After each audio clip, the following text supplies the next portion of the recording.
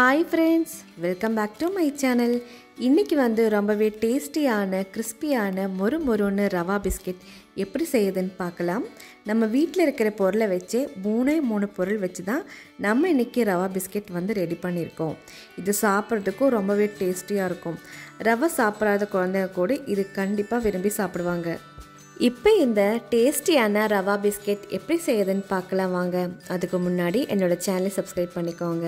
வாங்க வீடியோக்குள்ளே போகலாம். ஃபஸ்ட்டு இந்த ரெசிபி ரெடி பண்ணுறதுக்காக ஒரு பவுலில் நம்ம ஒரு முட்டை சேர்த்துக்கலாம். இப்போ இது கூட ஒரு பிஞ்ச் அளவுக்கு சால்ட்டு சேர்த்துக்கோங்க. இப்போ இது கூட ஸ்வீட்காக நான் சர்க்கரை வந்து கால் கப் அளவுக்கு சேர்த்துருக்கேன். இப்போ நம்ம ஒரு விஸ்க் வச்சுட்டு நல்லா வந்து பீட் பண்ணி எடுத்துக்கலாம். நம்ம எந்த அளவுக்கு பீட் பண்ணுறோமோ அந்த அளவுக்கு அந்த பிஸ்கெட் வந்து நல்லா வந்து ஒப்பி வரும். அதே மாதிரி சாப்பிட்றதுக்கும் ரொம்பவே டேஸ்டியாக இருக்கும். இப்போது 2 நிமிஷம் போல் நல்லா வந்து பீட் பண்ணி எடுத்துக்கலாம்.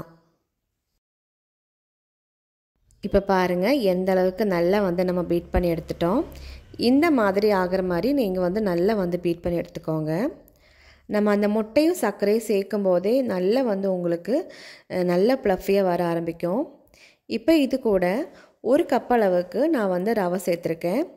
நீங்கள் வறுத்த ரவை வறுக்காத ரவை எது வேணாலும் நீங்கள் சேர்த்துக்கோங்க. இப்போ இது கூட 2 டேபிள் ஸ்பூன் போல் பால் பவுட்ரு சேர்த்துக்கலாம். சேர்த்துட்டு நம்ம வந்து கையால் நல்லா வந்து பிசைஞ்சு விட்டுக்கலாம். இது கூட நம்ம எந்த பாலும் தண்ணி எதுவுமே நம்ம சேர்க்கலை. இப்போ நல்லா வந்து கையால் நல்லா மிக்ஸ் பண்ணி விட்டுட்டு ஒரு 10 நிமிஷம் போல் நம்ம ஊற வச்சு எடுத்துடலாம். இப்போது நல்லா வந்து கலந்து விட்டுட்டோம். இப்போ நம்ம மூடி வச்சிடலாம். இப்போது 10 நிமிஷம் போல் ஆயிடுச்சு. இப்போ ரவை வந்து நல்லா வந்து ஊறி வந்திருக்கு. இப்போது கையில் வந்து கொஞ்சமாக ஆயில் தடவிட்டு இப்போ நம்ம பிஸ்கெட் வந்து உருண்டை பண்ணி எடுத்துடலாம். இப்போது பிஸ்கெட் வந்து எந்த ஷேப்பில் உங்களுக்கு வேணுமோ அந்த மாதிரி நீங்கள் வந்து பண்ணி எடுத்துக்கோங்க. நான் இப்போ நம்ம கையில் பொறுக்கிற அளவுக்கு கையில் கொஞ்சமாக எடுத்துகிட்டு இந்த மாதிரி நம்ம ரவுண்டாக வந்து பண்ணி எடுத்துக்கலாம்.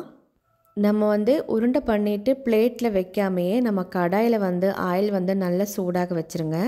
நல்லா சூடானதுக்கப்புறமா நம்ம வந்து கையில் வந்து கொஞ்சம் கொஞ்சமாக எடுக்க இந்த மாதிரி ஃப்ரை பண்ண ஆரம்பிச்சிருங்க.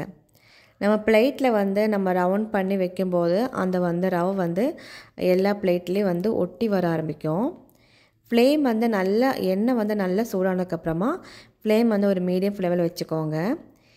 அப்போ தான் உங்களுக்கு எல்லா பக்கமும் நல்லா வந்து கோல்டன் ப்ரௌன் கலரில் வந்து உங்களுக்கு ஃப்ரை ஆகி வரும்.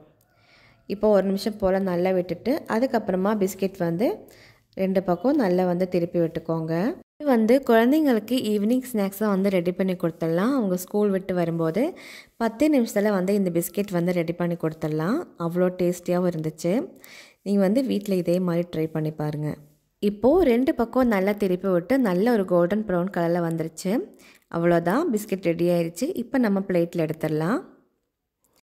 அவ்வளோதான், ரொம்பவே டேஸ்டியான கிறிஸ்பியான ஈவினிங் ஸ்நாக்ஸ் ரவா பிஸ்கெட் வந்து நம்ம ரெடி பண்ணிட்டோம். இது குழந்தைங்களுக்கு ஈவினிங் வந்து நீங்கள் கொடுத்தீங்கன்னா அவங்களும் ரொம்பவே விரும்பி சாப்பிடுவாங்க. வெறும் 3 பொருள் வச்சு தான் இந்த கிறிஸ்பியான ரவா பிஸ்கெட் வந்து நம்ம ரெடி பண்ணியிருக்கோம்.